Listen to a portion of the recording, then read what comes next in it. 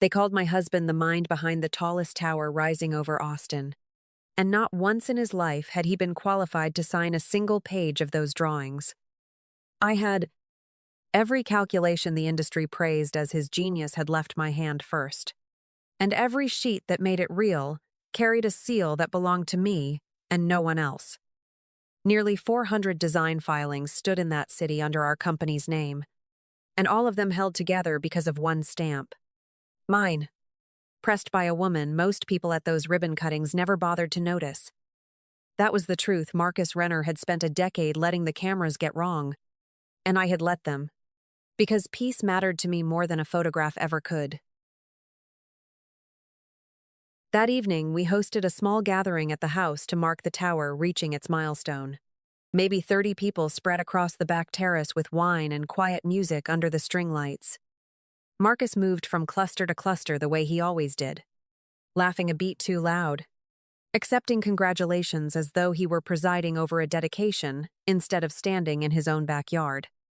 He barely looked at me the entire night, and months earlier that might have stung, but by then it only felt like weather I had stopped naming.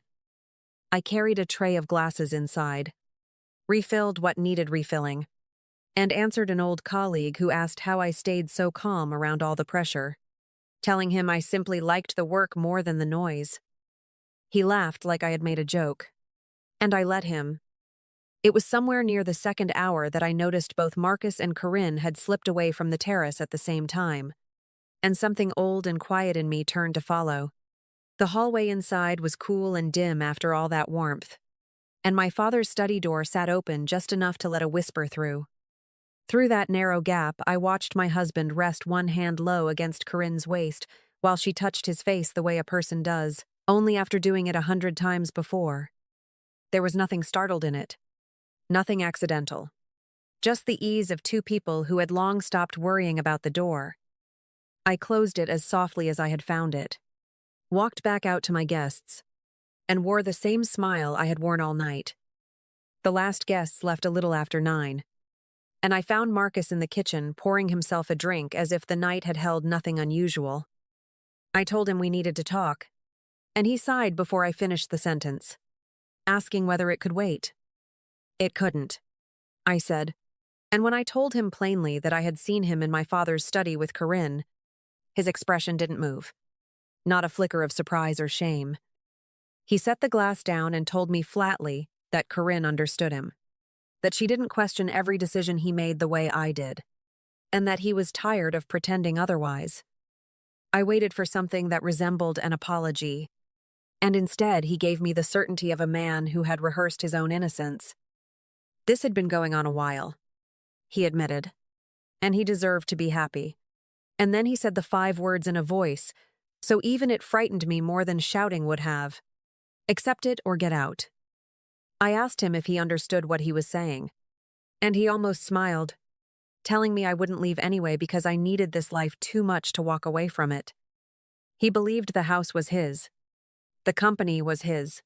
The name in every headline was his, and that I was simply the woman fortunate enough to stand near all of it.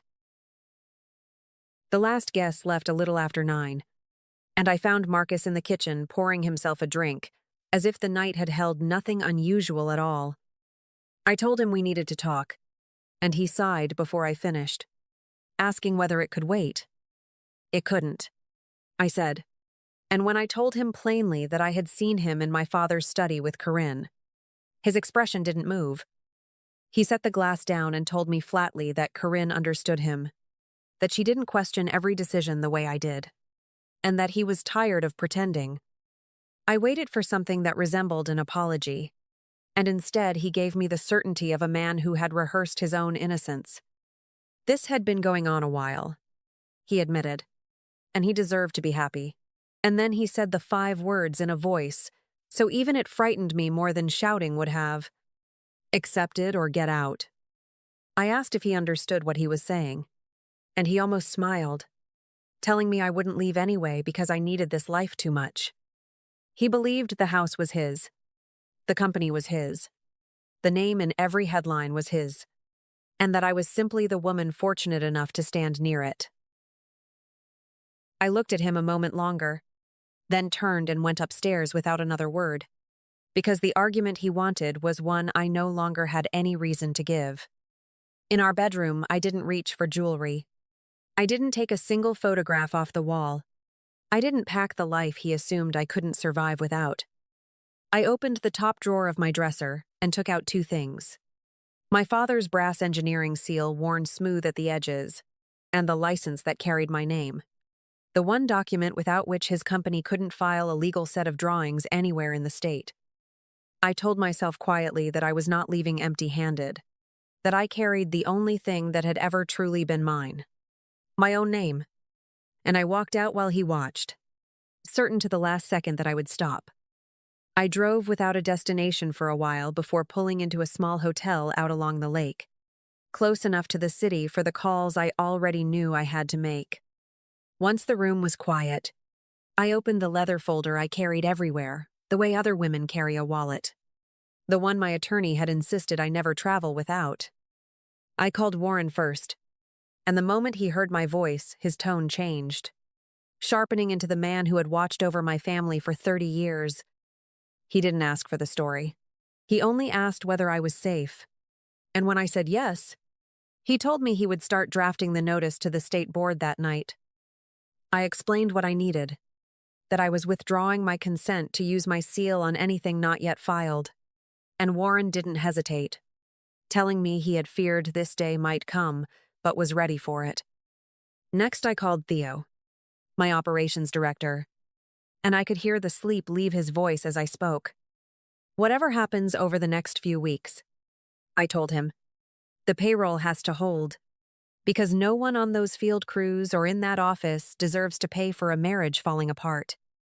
He was quiet a moment, then said only that he understood, and that he would protect every name on that list. The message that mattered most wasn't a phone call at all. It was the formal letter Warren and I finalized to the licensing board and to every project owner, stating that, as of that night, I revoked the authority to use my seal on any unsubmitted set of drawings bearing the company's name. I read it twice, my thumb hovering over the send button, thinking not about Marcus but about my father, about every calculation I had signed while someone else took the bow. People imagine a decision that large arrives in a crowded boardroom with speeches and raised voices, and almost none of them do. Sometimes it comes down to one exhausted woman typing a single line and pressing send, and then the screen answered me with two quiet words: request completed. By morning, my phone wouldn't stop moving across the nightstand. But this wasn't only a husband's anger. It was a chain of consequences arriving one confirmed fact at a time. Theo called before I had even finished my coffee, telling me the permitting office had kicked back the entire tower submission because the drawings no longer carried a valid seal. The general contractor had crews standing idle at the gate with nothing they were legally allowed to build, he said, and one of the major project owners was demanding an emergency meeting before the week was out. I listened to each piece land, and I understood that the industry was quietly working out a truth on its own, that the man who had accepted every ovation had never once held a pen the state permitted him to sign with. Then Theo lowered his voice in a way that put a cold weight down the length of my spine. Marcus was trying to push a small discrepancy in the tower, filing onto Priya, he told me, the young engineer who had just earned her license, framing it as her calculation error to keep his own image clean in front of the board. I knew the girl, careful to the decimal, the kind who checked her work 3 times before she trusted it. And the thought of her sitting up all night, rereading numbers she hadn't gotten wrong, made something in me go very still. It wasn't the betrayal in my father's study that finally moved me from defense to something harder. It was this: a decent young woman about to have her career burned down for a mistake that was never hers. Marcus called from a number I didn't recognize, and the voice on the line had lost every ounce of the command it wore on magazine covers. He told me I had to reverse it, that I didn't understand what was happening, that everything was coming apart faster than he could hold it. I let him finish, and then I said the only thing I had left to say to him, that I would not let a young engineer with a clean record pay for an error he had invented to save himself.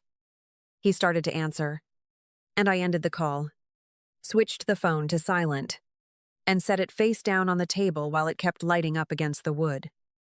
A few hours later, I pulled into the driveway of my father's cabin out on a lake up in the hill country, where the floorboards still creaked in the same places and the smell of cedar had never left the walls.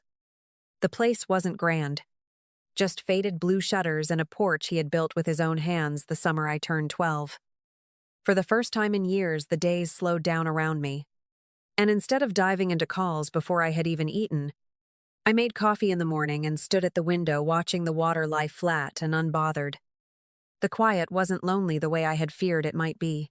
It was the kind of stillness that finally lets a person hear herself think.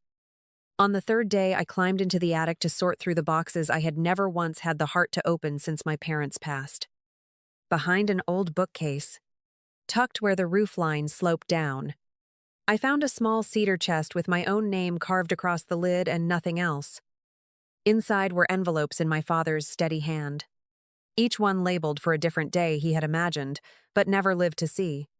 And at the very bottom lay one that read, "For the day someone breaks your trust." My hands weren't quite steady as I lifted it out and sat down on the dusty attic floor to read. "Success doesn't create selfishness," he had written in that familiar blue ink. "It only strips away the covering that hid it all along." He told me never to confuse justice with getting even, because justice protects the innocent while it still holds the guilty to account. And the two are not the same thing, no matter how much the heart wants them to be. Then came the line that reached all the way down into the decisions I had already made. The drafters did nothing wrong. The field crews did nothing wrong. The young engineer, new to her license, did nothing wrong. And the families who live on honest paychecks deserve to be shielded. I sat there a long while, the letter open in my lap, and understood that protecting Priya and holding that payroll had never been strategy at all. They had been the only decent thing left to do. She came to the cabin 2 days later, standing on the porch in oversized sunglasses despite the gray sky. The confidence she wore into every client meeting gone completely from her shoulders. For a moment, I considered not opening the door at all. Then I stepped outside and pulled it shut behind me so the quiet of the house stayed mine. She took the glasses off, and the dark circles under her eyes told me she hadn't been sleeping any better than the rest of us. "I never wanted it to go this far," she said, her voice thin. "It just happened." I looked at her a long moment before I answered. That affairs almost never just happen. That they get chosen one small yes at a time.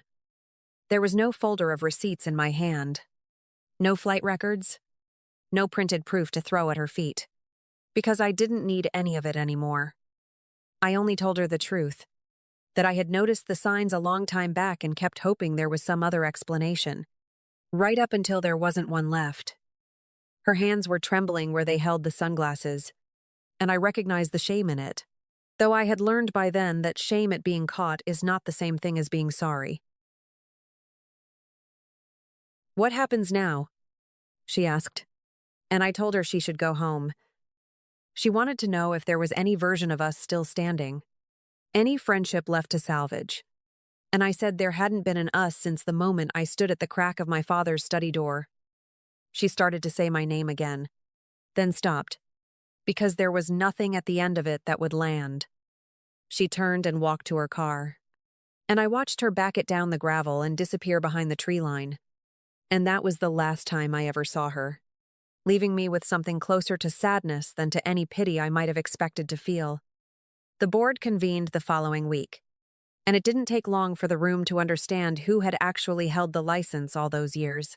A few faces coloring with the embarrassment of having applauded the wrong person for so long.